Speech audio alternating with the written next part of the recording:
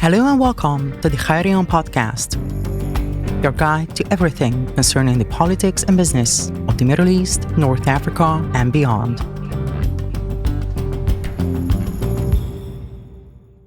Welcome, dear listeners. I'm Katarina Shomalyova. I am the head of Khairion, and my dear guest today is Hessam Habibi Doroh. Our topic for today is the socio-economic landscape of Baluchistan. Hessam, could you please tell us something about Baluchistan as such? It is obviously a lesser-known region, at least for Westerners. So can you please provide us with some basic information about its history and socio-economic landscape? So thank you for having me. Baluchistan, from the historical point of view, is one of the most important regions connecting Iran with the Indian civilization. So it's located, so the term Baluchistan since the early 19th century is denoted to the geographically diverse regions between Iran, Indian Ocean, and the Indian subcontinent, as well as Central Asia through Afghanistan. Back in 17th century, the nomadic tribes, so it's also important to understand that Baluchistan is rooted in a tribal community with a strong tribal structure. So since 17th century, they separated themselves from the Mughal Empire at that time and declared independence. And this continues basically until 1948, when after the creation of Pakistan and also in Iran a bit earlier, already in 1920s, they kind of lost their influence and their power, and it was divided in Iran as the Western Baluchistan, Pakistan, known as Eastern Baluchistan, and certain part also in Afghanistan also is still communities with the Baluch ethnic groups. But also Baluchs are expanded their territory or their influence through the Gulf countries as well, which we can talk a bit later, I think, and also into the other regions, especially in the south. So, I mean, from the historical point of view, Baluchs played a very important role economically, politically, but also ideologically in Iran. So if we, for instance, compare the other borderlands in Iran, you have an ethnic groups, Baluch, having a different confession, different religious status. They are Sunnis, sharing the same ideology with the other Sunnis in the eastern side of Iran, and which is Hanafi Islam. And they are not just following the Hanafi Islam, but they belong to a school of Deoband. This is a very different topic beyond this podcast, I think, but it's a very fundamental interpretation of Islam created in 19th century in order to bring Muslim communities to the early Islam lifestyle, basically. And the Iranian Sunni Baluch sharing the same ideology with the Sunnis in Afghanistan. The Talibans are also the follower of this school, but also the Muslims in Pakistan, as well as certain groups in Central Asia. Would you call Baluchistan isolated in a geographic sense? How well is it connected to the rest of Iran, Pakistan, and Afghanistan? So, because it's precisely you ask about the Iranian Baluchistan, we have to mention that Baluchistan is now in Iran. It's together with another province called Sistan Baluchistan province. Is one of the Iran's largest provinces. It's approximately 11.5% of country's total territory. So, and it has the population of around 2.5 millions. So it's a very diverse community. But I wouldn't say they are isolated, but on the contrary, they are very much connected with the wider world, because geographically they are from the south, they are connected to the open sea, the Arab Gulf and the Persian Gulf, and they are connected with the Central Asia through the Persian language. This is also very interesting to mention that the concept was discussed by an Austrian historian, Bert Fragner, who talked about Persophony, which means the Persian language as the lingua franca, which was used through the history and connecting different Muslim communities. So the Baluch communities in Iran are basically connected with Pakistan, with India, with Central Asia, with Arab countries. But also because of their tribal structure, they have relatives in Pakistan and also Gulf countries. So they are connected through their family relations. Many Baluch people went to Pakistan, married there, expanded their family there. So they are also through the religious networks are very well connected. In this regard, for instance, there is an organization called Jamaat Tabligh, which is one of the biggest Islamic organizations or kind of communities all around the world. And their job is basically to move from one community to other community to promote Islam.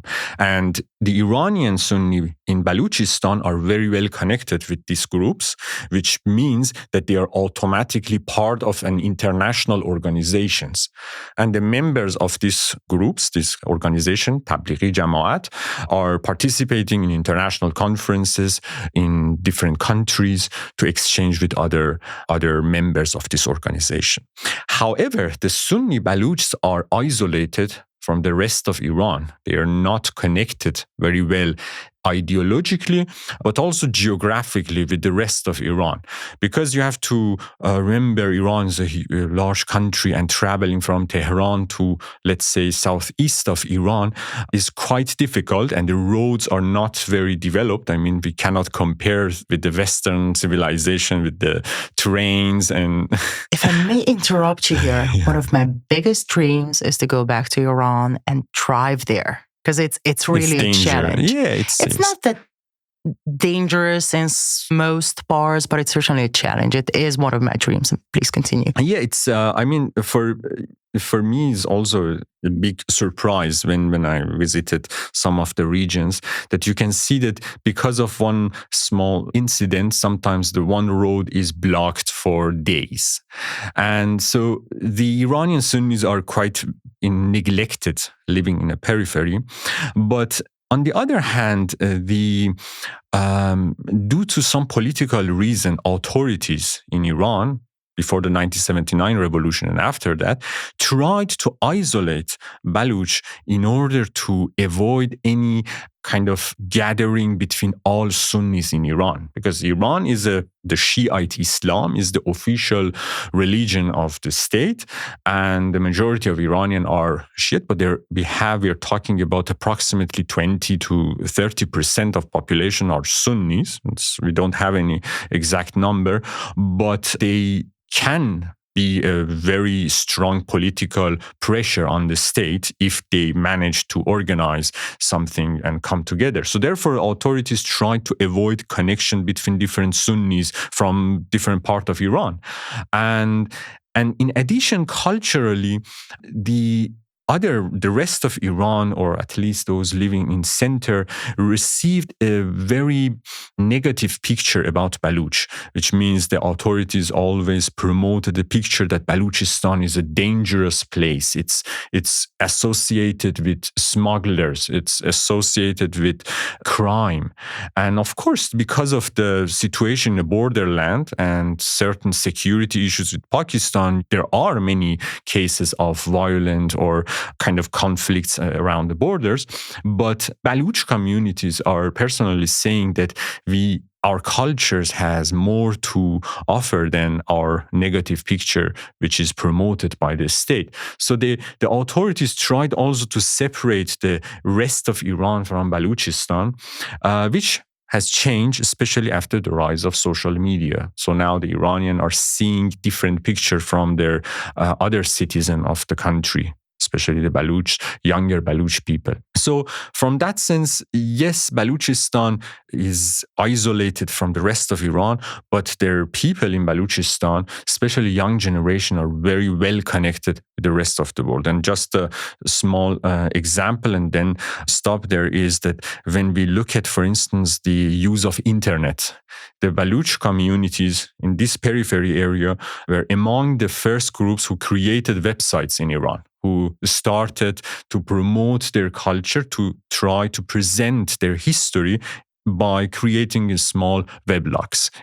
at the end of 90s. Was this a kind of natural development, or was it somehow organized? At the beginning, it was a very natural reaction because in 90s, there was a things called blogfa, means Persian weblog. And every Iranian could create a small website. And the Baluch communities also started each family. But then they realized it has more power than just presenting some pictures in their websites. But they started to create websites for each religious institution. That was the moment that they realized that they can use cyberspace for organizing, for promoting, and for connecting themselves to the wider communities. And in this regards, they created a website called Sunni Online, which was the first websites created by Iranian Sunnis, operated in different languages, Baluchi, Persian, Arabic, Urdu, in order to reach out to wider communities in Iran. How does the official government react to such activities? A few days ago, when I checked this website, it's unfortunately out of order. It's kind of hacked, and it seems that the authorities kind of shut down these websites because, especially in the last 2 years, these platforms became very critical because it was a public uprising and protest in Iran started in 2022, and those institution, the Sunni institution, started to use their social media in order to challenge the authority, in order to challenge the narratives that they are trying to present about the nature of the protest. And they created a certain solidarity with the rest of Iran, who were actively protesting for their rights, especially the women. So this was somehow a big challenge, and they tried to block the internet. So basically, from the beginning of the 21st century, the common strategy of the state is by increasing limitation, by increasing the filter system in order to block those activities. But from my experience is that the people, especially in Baluchistan, they are always finding also a new innovative ways to find a way to present again themselves in the social media. Now, I would like to take a turn from the present day and look a little bit back into history. Why have the borders between Iran, Pakistan, and Afghanistan across Baluchistan been drawn in their present-day form? What is the history behind today's geopolitical arrangement of the region? And has there ever been a struggle for an ethnic state in the Western sense on behalf of the Baluch people? The Britain and Iran, they divided Baluchistan into many parts. So it started in 1877, and there were already in 19th century, end of 19th centuries, many ethno-nationalist movements challenging this occupation. And this is also very important to mention that still until today, or looking at historical narration from the Baluch themselves, they are talking about colonialization and occupations of their land. So there is then a strong sense of awareness about their territory. And the Iranian Baluch, or in their narratives, in the historical narrations, you can find that the struggles that started in Iran in 19th century during the Qajar dynasty. The Qajar, there were this dynasty in Iran which came to Baluchistan for the first time as, let's say, outsider from the center. So they started from that time in order to, first of all, to get control over the economy, to control the border, and to start to bring an administrative system in order to for the managing the border and border security. So this created from that time already an awareness among the Baluch that those who are coming from the centers are not our friends.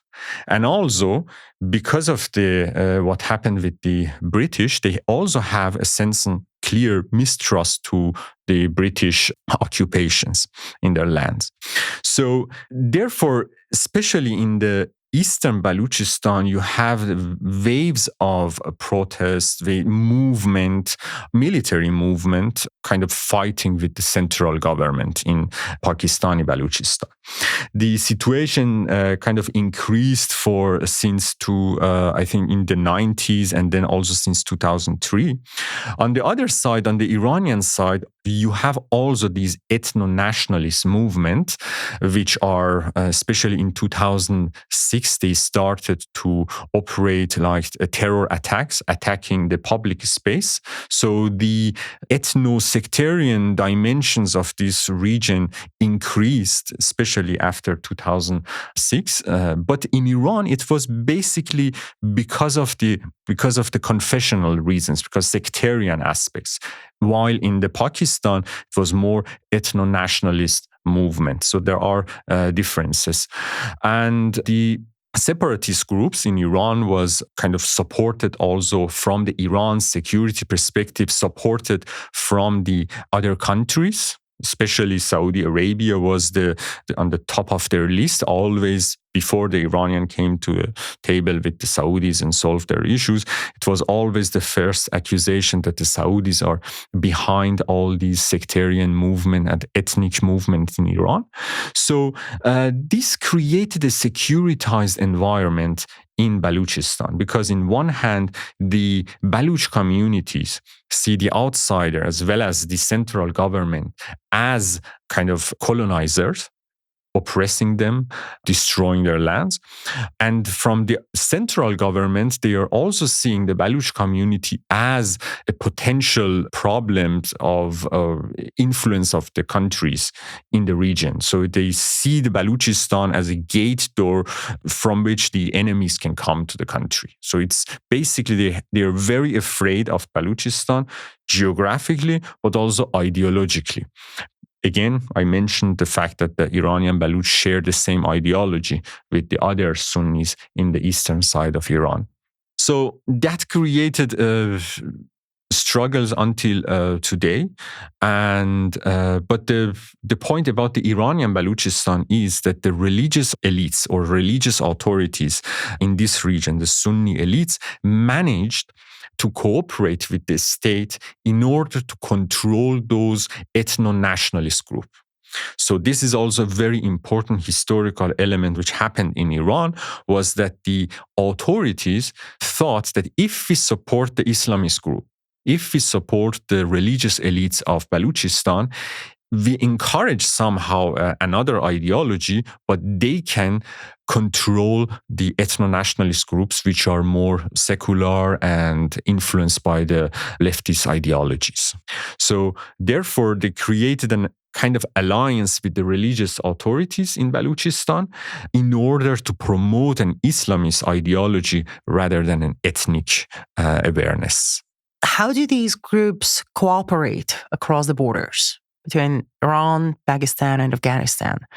Like, are they connected in a way like in the pre-border eras, I would say? Or in other words, like, are the kinship ties stronger or maybe weaker than the official border lines drawn on a piece of paper? So borders, especially in the Baluch communities, it's for the older generation, they don't know such a thing as border. You know, they say we don't know where exactly is border. And the border control in the Baluchistan is relatively new, in fact. I mean, the modern methods of controlling border was developed in the last 2 decades, basically. So, and before that, it was quite a very fluid situation. Many Baluch lived half of the year on the other side of the border, and then they came back to Iran. So, and for centuries, many Baluchi tribes tried to travel to other side to expand also their relations through marriage, or there are also traditions to have a meeting with other tribes in order to improve the economic relations.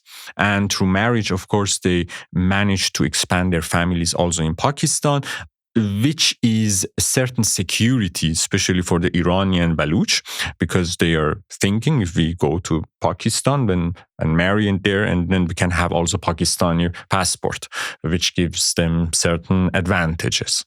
So these relations is they quite saw a border as very imaginary things created by the state, and therefore there is also sometimes you don't have the word like borders for them. It doesn't exist anymore.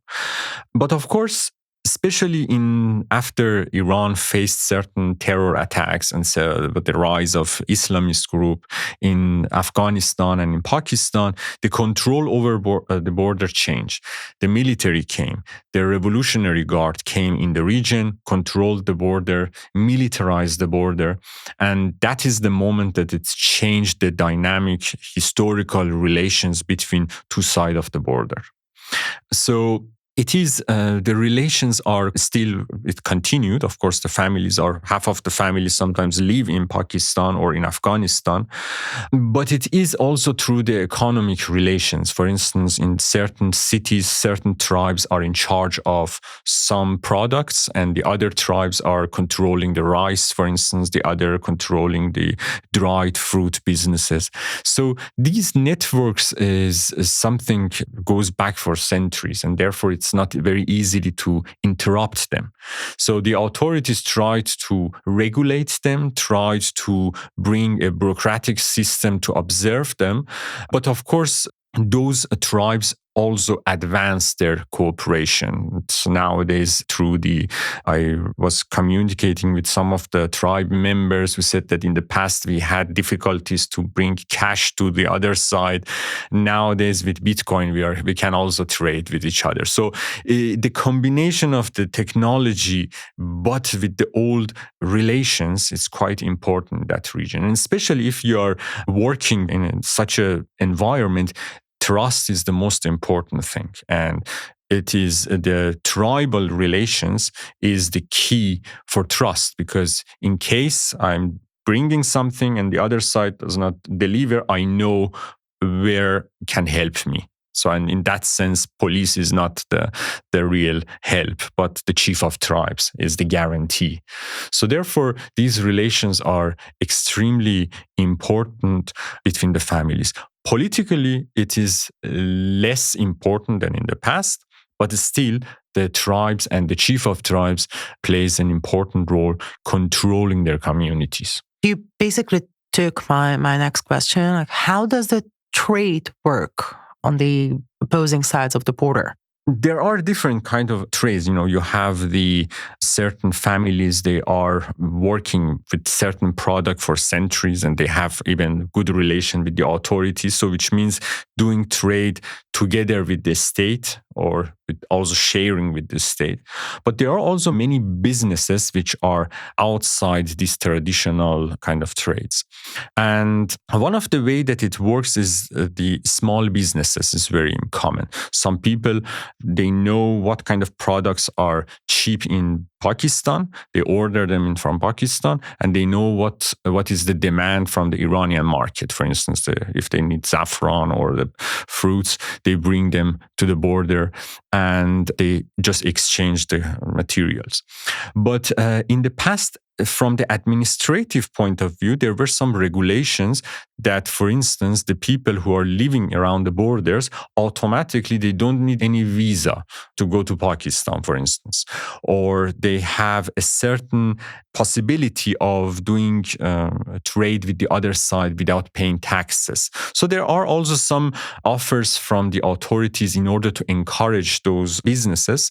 But one of the major issues in that region is the illegal or smuggling, which is the drug smuggling, human trafficking. So this aspect of the trade exists. It's also going through the tribe or community. So therefore, from the perspective of authorities, it's difficult to distinguish between what kind of businesses is good or what is bad. It's very mixed situation. And because of the diversity of opportunities in this region, the elites from the state, from the government, also participating in some of those illegal trades. So when it comes to smuggling, and again, talking with the people in the region, which I've done many interviews with the members of the Baluch community to understand the way that they are surviving in this environment, the majority of them saying that it's basically smuggling is in the control of the state. It's basically the state is running many businesses, and the Baluch communities who are operating, they are only hired by a certain elite which has links with the state. So it's a very complicated situation. But one of the most common examples of how the people of the borderland trade with the other side is smuggling gasoline fuel. So as we know that the price of the oil in Iran is very cheap compared to some other countries. So what is the average Baluch is normally doing is buying a large amount of gasoline, putting it in their cars or in their motorcycle, and going through the border to other side and selling there and then returning with the US dollar back to Iran. So it's a daily business. And I know villages that almost 100% of the people are living with this business. There is even a term describing these people. It's called suhtbar, means energy carriers. So, and there is on a daily basis also accidents. So it's a very dangerous work because they have also crossed the mountains with their cars, and it's a very dangerous business. But it is something which is not illegal in a sense, because again, based on some regulations, every person living on the borderlands have the opportunity for trade. But again, it is a certain discrimination on the Baluch communities that they are saying that we are excluded from this right that we have as a people of the border in the borderlands. And therefore, it is almost, you have on a daily basis accidents, people are killed by security forces. So the numbers are it's a disaster in the situation around the borders. But it is one of the elements of the borderlands in Iran in general, because you have these kind of businesses in other part of Iran as well, in other part of the borderlands with the Kurdistan borders, with the Azerbaijan. You have the same structure. You have a certain, because of the unemployment, is the only way to do businesses is just to bring material there, coming back with the better currency. So basically the government accepts or maybe even encourages this, if not black, maybe gray market. It is. I mean, especially in the context of sanction. I mean, because of Iran's, you have the maximum pressure after Donald Trump in Iran. So what the authorities are doing is quite the same as what the smugglers are doing in the border. So they have to kind of sell a higher amount of oil to some countries and receive money in a certain way without violating the sanctions, international sanctions. And so therefore, it is there are definitely cooperations in a certain way with some tribes who know how they can sell those oils. And it is also in the other countries the case that how the security forces or the government involve in the illegal trades around the borders. So in the case of Iran is also the same. And especially since 2003, because of the increase of security incidents, more security forces, more security personnel came to this part of the country, and you have and realize that there are also opportunities for making money. And this is something that also happened in the past that I mentioned in the 19th century. I would like to turn my focus on religion now. The Sistan Baluchistan province has a pretty specific position within the country for a number of reasons, one of them being religion. Baluchis are predominantly Sunni, while Iran is a Shia majority country.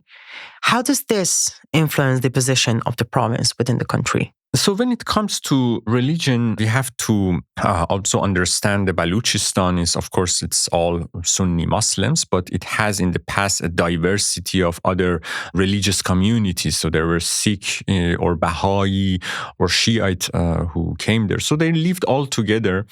And the Baluchistan historically was not a religious society, Islamic society, in a sense that they had their own old traditions. But then in 1930s, the religious elites came from Pakistan to the Baluchistan and tried to change their community and pushing their society to more Islamist community. So it is basically since 1930s, we have a strong re-Islamization in Baluchistan. And since then, they tried to create a good relations with the central authorities.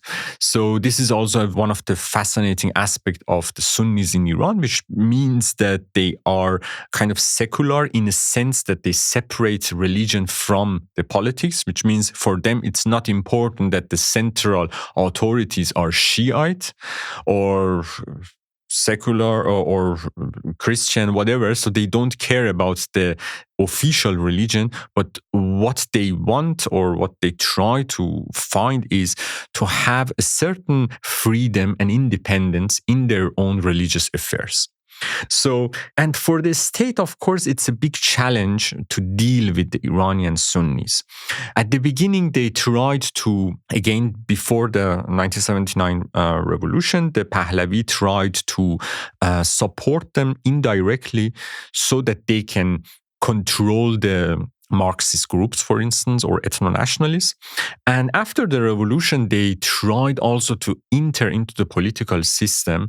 But the authorities quite clearly after the revolution showed that there are certain positions are reserved for the Shiite.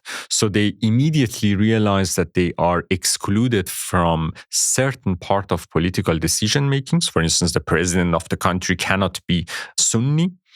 But despite all these limitations, the Iranian Sunnis, especially in Baluchistan, they tried to find their own way to enter into the politics and to maintain their influence in their communities, but also toward the central government. So since mid-90s, they decided to participate in elections, in presidential election, in a parliamentary election, in order to mobilize potential voters for the candidates. So they tried to support, for instance, reformist political faction in Iran, and they tried also to support moderate politicians like Hassan Rouhani in 2013. And through this kind of dance with the authorities, they tried to also gain certain influence in their society, which means basically the religious elite came to Tehran and told them, we have this amount of people following us. So if we tell them they should vote that person, they will vote. So we have a certain power we can offer, but in exchange, we want some certain freedom in our religious affair. And the authorities kind of tolerated the activity of Sunnis in Iran. They allowed them to remain active within their communities. However, since 2003, they started to intervene in their communities in order to control their students, because the authorities realized that one of the main security issues of Iranian Sunnis is that they receive many incoming students from outside the country, from Pakistan, from Afghanistan, from Central Asia, from Tajikistan especially. And they realized that it's a potential threat, incoming student, but also they realized this is a potential opportunity for us to use in our foreign policy. So they decided to integrate all incoming Sunni students into the state institution in order to influence them for the later on, we don't know. But the Iranian authorities started also to use Iranian Sunnis outside Iran to play their soft power. So some Sunni elites from Baluchistan participated in conferences in Tajikistan or in other Central Asian countries. So in that way, the authorities in Iran tried also played with the Sunnis or instrumentalized Sunnis for their political affairs in the region. So there is a quite interesting interaction between both sides.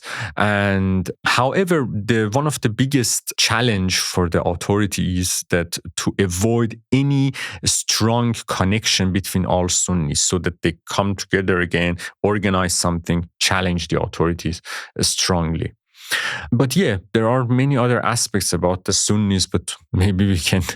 Okay, thank you very much. The province of Sistan Baluchistan is the poorest region of Iran, right? Mm-hmm. What did both the central and the local authorities do about this? Yeah, Baluchistan. So the latest data that I checked today is that the poverty rate of the Iranian household is calculated to about be 30%. And in the province Sistan Baluchistan alone, the rate is more than 50%. So it means that in 2 years ago, more than half of the whole population, nearly 3 million, so 1.5 million, are living below the absolute poverty in this province. And you have the combination of environmental disasters in this region. So certain villages is impossible to live, and many people had to leave their hometown or their villages and migrate to other cities. So the authorities try to invest or try to bring certain policies to show that we care, but it is basically due to two reasons neglected or kind of failed this policy. First of all, traditionally, the authorities in Iran know that this region is geopolitically important, and they think that it's because of this geopolitical importance, it can be attacked by the enemy of the country. So therefore, one logic is to, let's say, avoid any high investment in this region because it is at risk. And because of the security situation, they also have this concern of whether they should continue investing in this region or not. So it is neglected from the security aspect, from the security interpretation. But it's also, they failed to maintain this region because of, first of all, the lack of trust to a certain point between the population and the authorities. And it is also from the Baluch perspective, they are quite pessimistic when it comes to investment from the state, because historically they know that even if there is an investment, it is done by the Persians coming from the center. So the money will go directly to the center or to those people sent to this region and not the Baluch people, which is a legitimate concern among them, because it is also true that for the Persians from this Tehran, they brought normally their workers. Many people, many Shiite community came to this region in order to occupy official positions. So these are the issues that is the concern of Baluch communities, that they are excluded from the decision-making of the region, in the management, but also in the military and security structure. So this is, the authorities cannot fix the situation in Baluchistan until they give the Baluch community a certain, at least, freedom or autonomy in their own affairs. And this is the biggest struggle, that it hinders some of the investment. In addition, as I mentioned at the beginning, this province is, from its territory, it's very large, it's very difficult to control and administrate.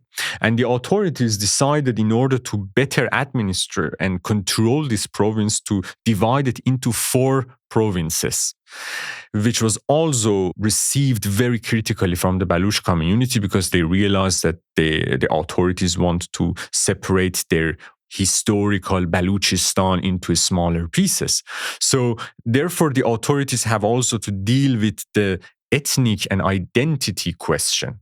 So you cannot just, therefore, from the state cannot just go and invest there, but they also have to invest in their Baluch elites. So this is a very important aspect that it's quite critical, because also the Baluchistan, because of this economic situation, you have also the highest rate of crime, highest rate of unemployment, and also being active in smuggling. So which means that many young Baluch people do not have the same opportunity as the other Iranian to go to the universities and to create something for their region.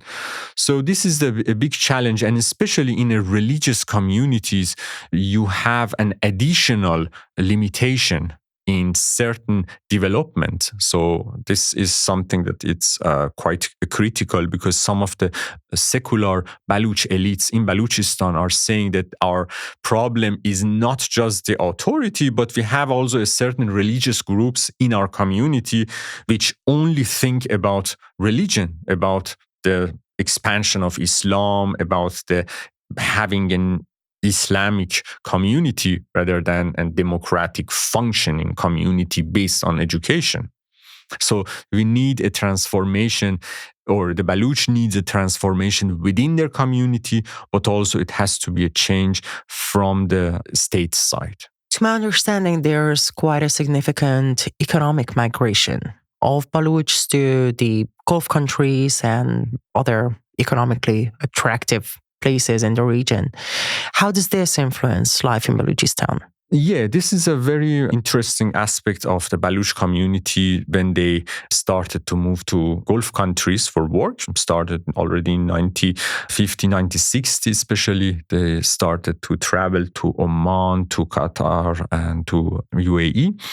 And the first influence was that, first of all, money came into Baluchistan. So that was the major impact, that they went there, worked there for a few months, and then returned with lots of money, and then they could also expand, invest in their own community. So this created, in one hand, a very good connection within the Gulf countries. And until today, lots of Baluch communities living in the Gulf countries, also some of them are in the second generation, or also in the political system or in the security apparatuses.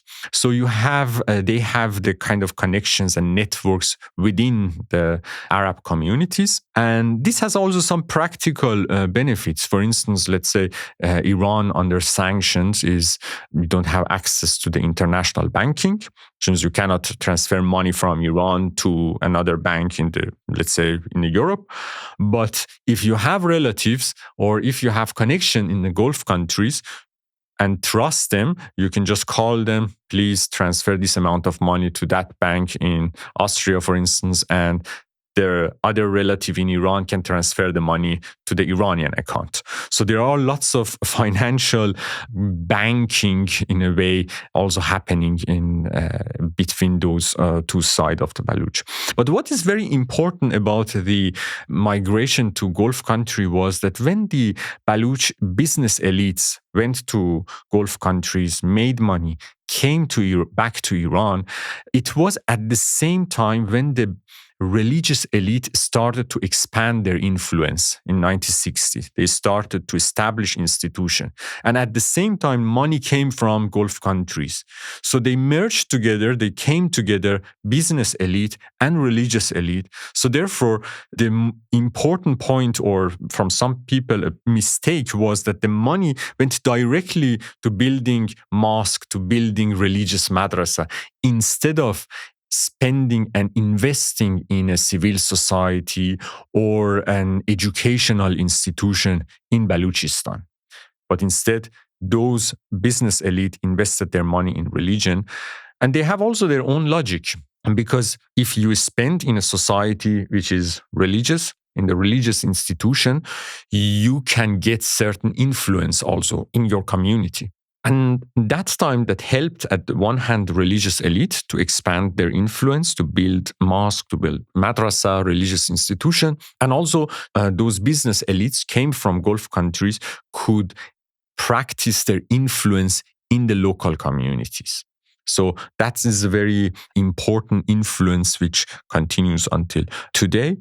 And yeah, it is normally when you talk with people in Baluchistan, the first, let's say, destination that they are thinking about is going to the Gulf countries.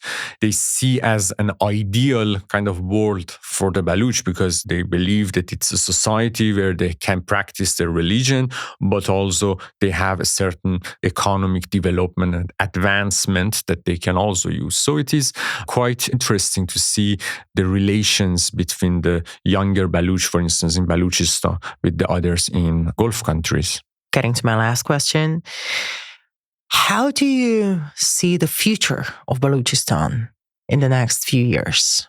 So looking at the environmental situation, first of all, we know looking at some data, we know that many part of Baluchistan is in a very bad situation. So many people lost their traditional jobs in that region.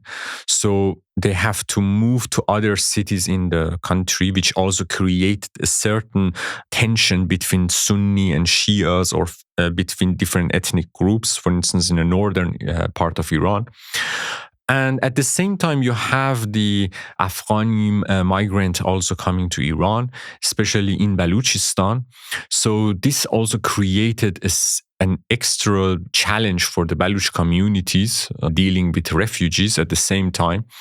And since 2022, when the uprising and the demonstration started, many Iranian Baluch kind of lost their hope and trust to the central authorities. So we are now seeing a situation in which the security pressure is very high in the region.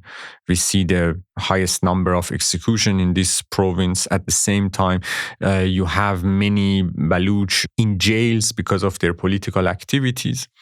So socio-political situation is quite tense, and I think in the next few years it's not going to solve easily because many Baluch people are now demanding a systematic change. It is not that they are unhappy with one president or one politician, but they want a systematic change to improve their situation. And I think this is something that cannot be happen in a few years, so to say. However, what is quite fascinating is that the religious interest in the Baluch community is also increasing because on one hand, the religious authorities, religious Sunni elites in Baluchistan managed to present themselves as the representative of the Baluch communities. And by doing this, they are showing a certain solidarity with the protesters. So therefore, there is an increasing awareness of sectarian awareness among the Baluchis. But also the biggest challenge is that there is no space for the democratic or secular Baluch movement or civil society in order to improve the educational situation, to health situation. So it's not a very optimistic outlook, I have to say. But on the other hand, from the state's narration perspective, they are trying to present India's investment in Chabahar as a big victory for Iran and the Baluch communities. It seems that the Indians are quite serious in spending in this free trade industrial zone of Chabahar in competition with Gwadar port in Pakistan. But again, talking with the Baluch communities, they are saying that this money is definitely something going to India or to central authorities and not Baluch people. So we have to see, and I expect in the next few years further securitization and increasing oppression on the Baluch communities in Iran, but also among the Baluch in Pakistan. Well, that's not a very optimistic outlook. However, thank you very much. I believe we have presented quite an informative podcast, and I can't wait to make many more. Thank you very much. Thank you. Thank you. Thank you for listening to the Khairion podcast. We are looking forward to sharing with you more exciting news on the politics and business of the Middle East, North Africa, and beyond. For further information, please follow us at khairion.com, as well as on X and LinkedIn.